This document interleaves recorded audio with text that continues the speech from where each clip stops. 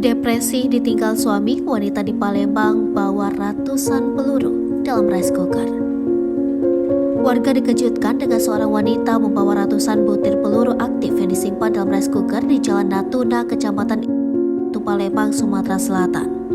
Akibat aksinya yang membuat heboh warga, wanita berinisial CH ini pun dibawa ke Polsek Ilir Barat 1 Palembang untuk dimintai keterangan terkait kepemilikan ratusan peluru tersebut.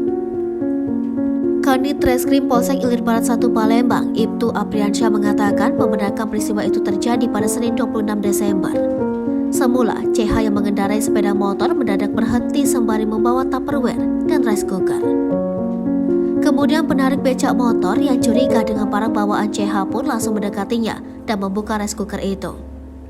Saat dibuka, penarik bentor itu terkejut karena terdapat ratusan peluru aktif kaliber 9mm yang disimpan dalam rice cooker itu.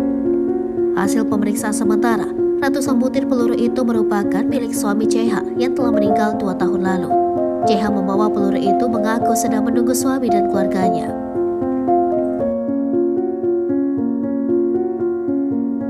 Sejak suaminya meninggal, CH tinggal seorang diri di kawasan Kecamatan Sukarame, Palembang.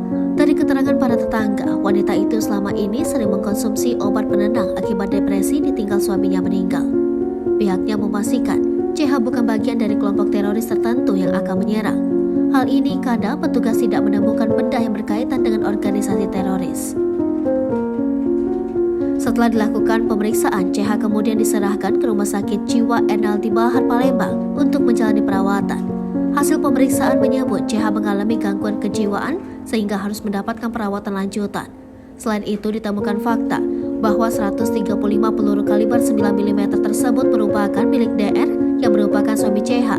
Semasa hidupnya, DR merupakan anggota kelompok olahraga menembak.